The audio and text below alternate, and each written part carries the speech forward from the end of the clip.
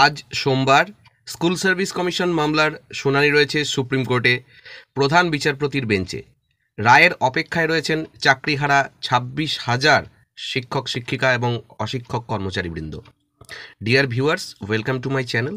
আপনারা যারা আমার চ্যানেলে নতুন তারা অবশ্যই চ্যানেলটিকে সাবস্ক্রাইব করে পাশে থাকা বেল আইকনটা ক্লিক করে রাখবেন, যাতে এই ধরনের খবর সবচেয়ে তাড়াতাড়ি আপনাদের কাছে পৌঁছে যায়।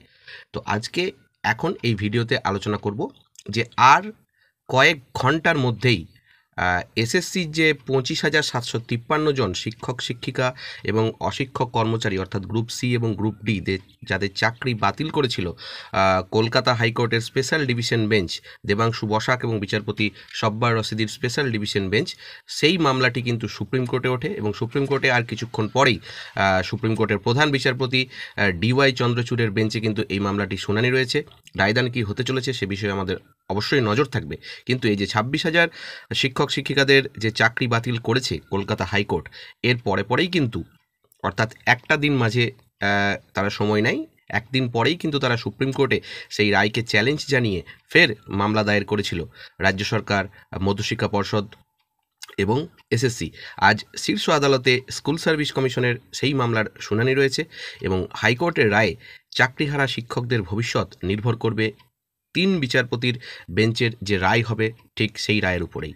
প্রধান বিচারপতি ডিওয়াই চন্দ্রচূড়ের সঙ্গে এই বেঞ্চে থাকছেন বিচারপতি জেপি পাদ্রিওয়ালা এবং বিচারপতি মনোজ মিশ্রা।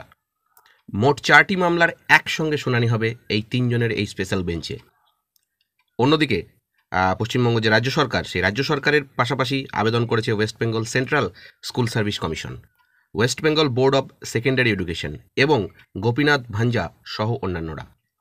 আবেদনকারীদের হয়ে সওয়াল করবেন অভিষেক মনু সিংভি, অর্থাৎ আইনজীবী রয়েছেন অভিষেক মনু সিংভি, মুকুল রোহতগি, পার্থসারথী দেববর্মন, মীনাক্ষী আরোরা, PS পাটোয়ালিয়া, এদের মতো আইনজীবীরা।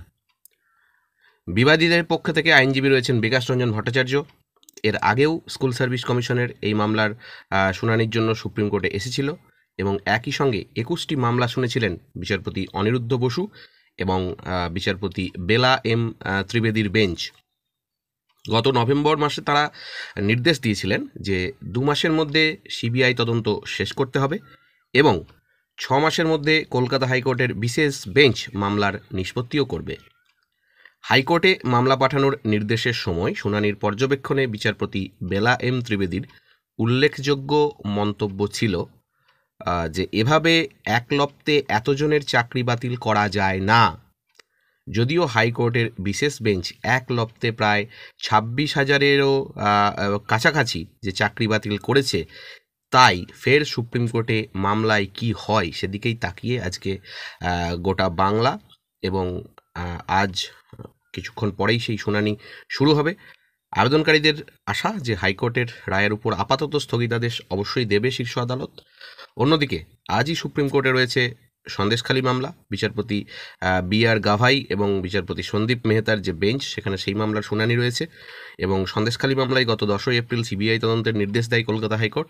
সেই নির্দেশকেও চ্যালেঞ্জ জানিয়ে সুপ্রিম কোর্টে মামলা করে রাজ্য সরকার এবং লোকসভা নির্বাচন পর্বের মধ্যেই সুপ্রিম কোর্টের 2টি গুরুত্বপূর্ণ মামলার শুনানি ঘিরে যথেষ্ট চাপানোতর এবং যথেষ্ট উত্তেজনায় ফুটছে পশ্চিমবঙ্গের রাজনৈতিক মহল। আগামী আর কিছুক্ষণ পরেই এই মামলার চূড়ান্ত রায়দান কি হতে চলেছে সেটা নিয়ে অবশ্যই আমরা আলোচনা করব, অবশ্যই আমরা ভিডিও করব। ভালো থাকুন, সুস্থ থাকুন, ধন্যবাদ।